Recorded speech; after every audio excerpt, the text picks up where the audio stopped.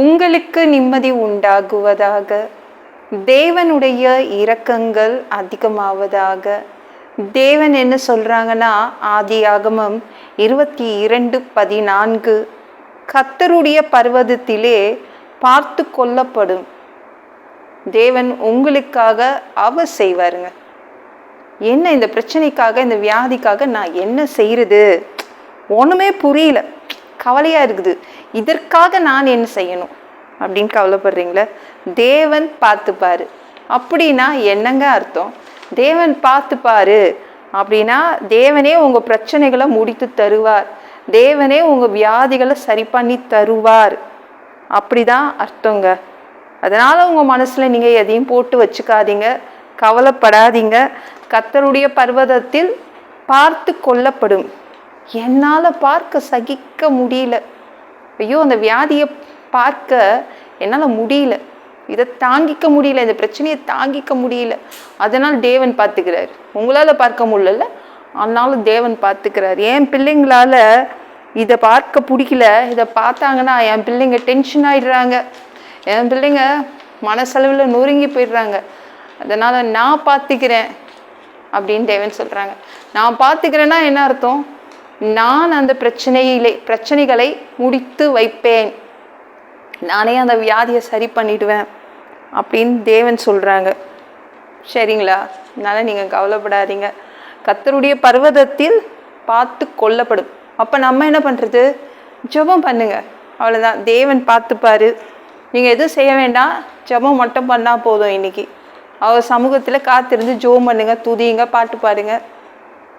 இஸ்மவேல் என்ன பண்ணானா, அவங்க அம்மா கிட்ட தொடர்ந்து தண்ணி கேட்டுட்டே இருந்தான். அம்மா தண்ணி கொண்டு வாங்கம்மா, தண்ணி எடுத்துட்டு வந்து கொடுங்கம்மா. அவங்க அம்மாவால் ஒண்ணுமே சொல்ல முடியல, தண்ணியே இல்லை அந்த வனாந்திரத்துல, தண்ணி கேட்டுட்டே இருக்கான், இவளால கொடுக்க முடியல.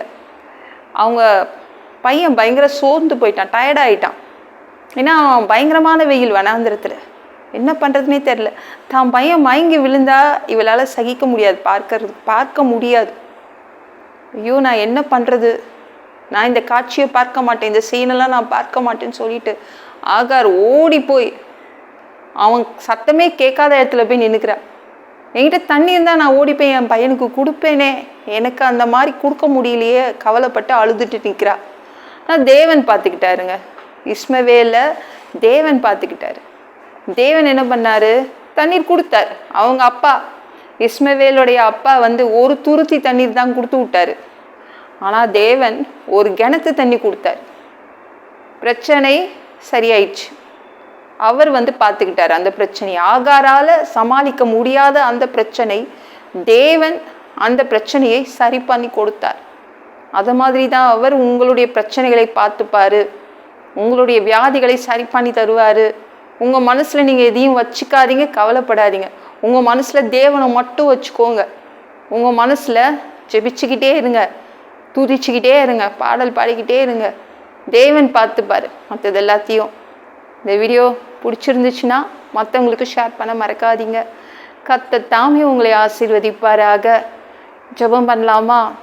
அன்பு பிதாவே, உங்க பிள்ளைங்க உங்க பாதத்துல வந்திருக்காங்கப்பா.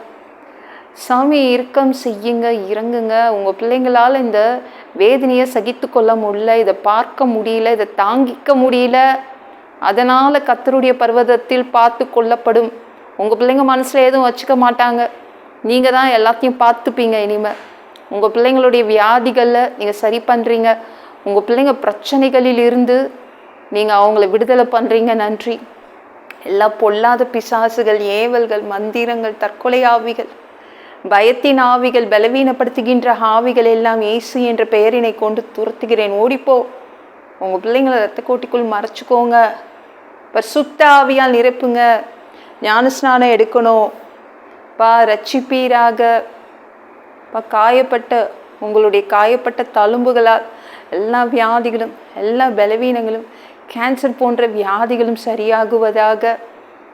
சாமி, மனிதனா பிறந்தா ஜீவ புஸ்தகத்துல எங்க பேர் எழுதியிருக்கணும், இல்லைனா நீங்க அந்த மனிதனை பிடிச்சி நரகத்துல தள்ளிடுவீங்க.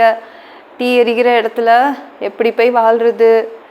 நாங்கள் பரலோகத்துக்கு வரதுக்கு தான் ஆசைப்படுறோம், அங்கேயே அனுப்புங்க, படித்து உதச்சி திருத்தி எங்களை நீங்கள் பரலோகத்துக்கே அனுப்பிடுங்க. கழுவப்படாத பாவங்கள் இருந்தால் உங்கள் திரு ரத்தத்தை கொண்டு கழுவி எங்களை பரலோகத்துக்கே அனுப்பிடுங்கப்பா. ப்ளீஸ்ப்பா. எந்த ஒரு இமைப்பொழுது நீங்கள் வருவீங்கன்னு இயேசுவை வணங்கி வணங்கி காத்துட்ருக்கோம். சுத்தமாக வாழ்ந்து வாழ்ந்து காத்துட்ருக்கோம். அந்த ஒரு இமைப்பொழுதில் உங்களுக்கு ஒப்பான ஒரு உடம்பு எங்களுக்கு கொடுக்கப்படும். அதை பெற்றுக்கொண்டு மதிய வானத்தில் உங்களை சந்திக்க வருவோம். அந்த தருணத்தை நாங்கள் இழந்துடக்கூடாதுப்பா. எங்களை பரிசுத்தமாக வச்சுக்கோங்க. 7 வருடாந்தி கிறிஸ்து ஆட்சியில் எங்களை விட்டுட்டு போயிடாதீங்க. பிசாசு நடத்தும் ஆட்சியிலலாம் எங்களை விட்டுட்டு போயிடாதீங்க. 3வது தடவை கூட இந்த பூமிக்கு ஓனராக சொந்தக்காரராக வருவீங்க. 1000 வருடம் இந்த பூமியை ஆட்சி செய்வீங்க. அந்த காலத்தையும் நாங்கள் பார்க்க ஆசைப்படுறோம். எல்லாவற்றையும் ஒப்பு கொடுக்குறேன். இயேசு மூலம் ஜெபம் கேளும் பிதாவே, ஆமென். நாளைக்கு பார்க்கலாம்.